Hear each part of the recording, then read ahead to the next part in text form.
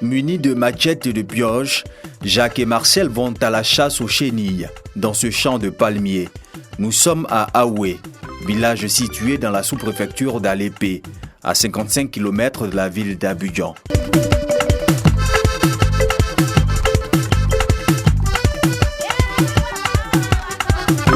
Tenancier d'un restaurant, Marcel a fait de la brochette de chenilles l'une de ses spécialités.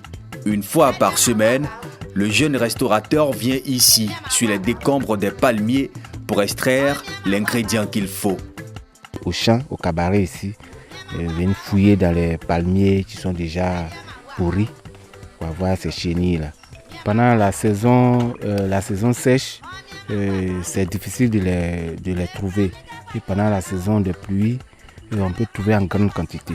Exerçant dans la restauration depuis un peu plus de 15 ans, Marcel est aujourd'hui reconnu pour ses brochettes et ses braisés de chenilles, des plats exotiques prisés par les consommateurs. Les chenilles qui sont recherchées par tout le monde, en Côte d'Ivoire ici, même au-delà de nos frontières. Selon Marcel, la chenille a des vertus thérapeutiques. Les femmes enceintes peuvent manger les chenilles pour trier le cou du bébé. Aussi, les parents présentent ces chenilles comme quelque chose qui pourrait guérir, aider les bébés à émettre les premiers sons, bien les premières paroles.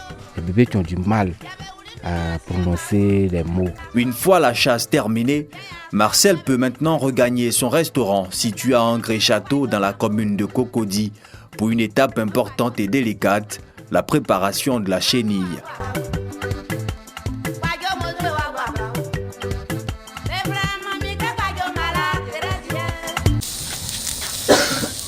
On l'a assaisonné avec du sel et du piment.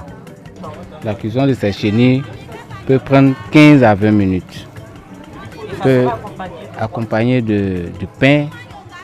On peut manger aussi avec un peu d'attiqué. Clients qui aiment qu'on laisse sécher sur le feu. D'autres aussi préfèrent manger ça comme ça. La brochette, selon le client, on peut lui faire pour 1000 francs. Quand il y a la commande est forte, on part à partir de 2000-2500. Ce mets exotique est fort apprécié par la clientèle. Je suis un fervent consommateur du papillon du palmier. C'est succulent, c'est très intéressant, très agréable à consommer. Mes amis m'ont invité aujourd'hui. Je viens juste de goûter à ce truc, c'est très doux. Le goût est bongwanou. Bongwanou, ça veut dire quoi? C'est bon, c'est succulent, j'apprécie. La chenille, larve de papillon au corps mou, formée d'anneaux velus et se nourrissant de végétaux, est un insecte comestible comme la viande et le poisson. Et selon ses consommateurs, elle est très bonne pour la santé.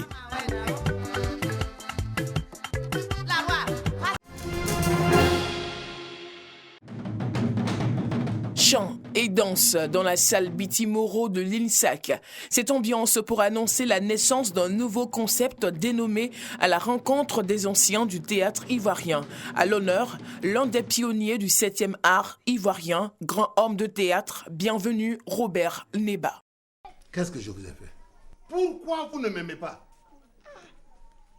Toi, c'est quelle histoire de coopérative qui circule dans le village? Mais papa! Je ne veux plus en entendre parler. Vous êtes folle? Durant cette rencontre pilotée par l'École supérieure de théâtre, du cinéma et de l'audiovisuel à ESCA, le professeur et émérite acteur Bienvenu Neba a étalé avec beaucoup d'émotion son parcours académique et sa carrière professionnelle. C'était devant un auditoire admiratif composé d'enseignants et d'étudiants, mais aussi d'amoureux du théâtre et de la culture. Beaucoup d'émotions, grande joie. Mais je suis un homme heureux. Heureux parce que je ne m'attendais pas à ça. Je ne m'attendais pas à ça. Quand vous travaillez, vous croyez qu'on ne vous voit pas. Moi, je ne savais pas que ce que je faisais était important. Jusqu'à aujourd'hui, on me dit que c'est important. L'invité de cette première rencontre, acteur principal de la célèbre pièce théâtrale Toronini, qui a sillonné de nombreux pays, a invité les étudiants à pratiquer le théâtre sans relâche, avec rigueur et amour. Ça nous fortifie, ça nous donne le courage encore de travailler encore plus. Nous ne sommes qu'étudiants et nous sommes appelés à être un jour à la place qu'il occupe aujourd'hui. Je suis vraiment très contente de voir Bienvenue Néba. Et puis, je l'ai vu à la télé plusieurs fois. Donc, il a parlé un peu de sa vie, de sa formation, comment il a commencé. Vraiment, ça m'inspire à travailler encore plus et puis devenir comme lui.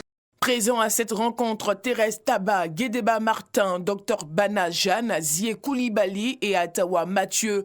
Tous ont tenu à célébrer ce monument du théâtre ivoirien et saluer l'initiative. Pour moi, c'est une joie immense.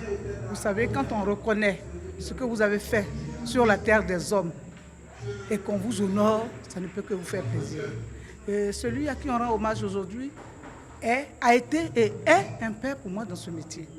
Moi, je suis arrivée à l'Institut des Arts, à l'école de théâtre, j'avais 16 ans, en 1967. Aujourd'hui, j'ai 70 ans. J'ai passé 54 ans aux côtés de M. Bienvenu Néba, que j'appelle affectueusement mon père. Quand on l'honore, c'est-à-dire que ça rejaillit sur tout le monde. Et je suis heureuse. Il faut honorer les gens de leur vivant. On ne peut dire que bravo à ceux et celles qui ont eu cette initiative. Je vais lui dire bravo parce que j'ai joué à ses côtés et qu'il continue. C'est vrai, il a un certain âge, mais dans ce métier, il n'y a pas d'âge. Qu'il continue de faire le pont entre l'ancienne génération et la jeune génération. Donc bravo à lui, et bravo à sa carrière, qui ne fait que commencer. Le directeur général de l'INSAC a quant à lui invité les étudiants à suivre ce modèle de réussite. Depuis les années 80, nous avons quand même remarqué une régression au niveau du théâtre. Donc, ayant ici une école de théâtre, nous avons choisi depuis un certain moment de travailler à la promotion du théâtre. Les étudiants ont retenu que le théâtre est une discipline à prendre au sérieux. Le théâtre peut nourrir son homme. Dans un mois, les amoureux du théâtre ivoirien iront à la rencontre d'une autre figure emblématique.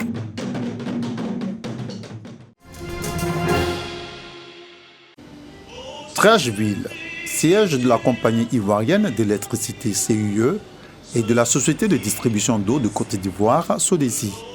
Des anciens collaborateurs de feu Marcel Zadikessi ont tenu à lui faire des témoignages avant l'ultime séparation.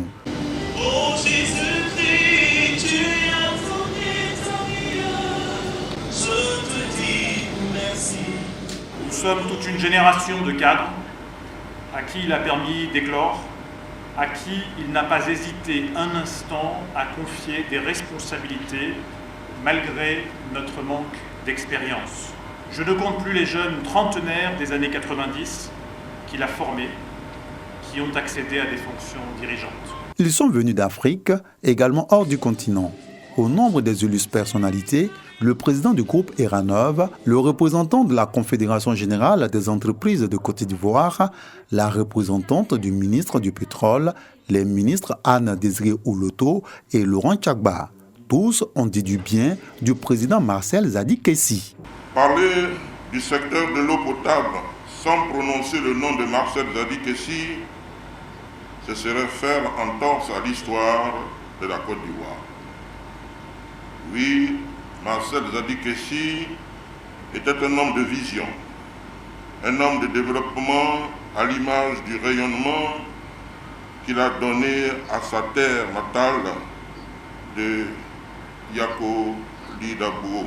S'il est resté longtemps à la Sodesi et à la CIE, au point de refuser maintes fois des offres de responsabilité ministérielle sous Houphouët-Boigny, ce n'est forcément pas à cause des super profits qui s'y trouvent, mais plutôt en raison de son attachement au service public. Décédé le 13 octobre 2020 à Abidjan, Marcel Zadikessi sera porté à sa dernière demeure le vendredi à Yakolidabou.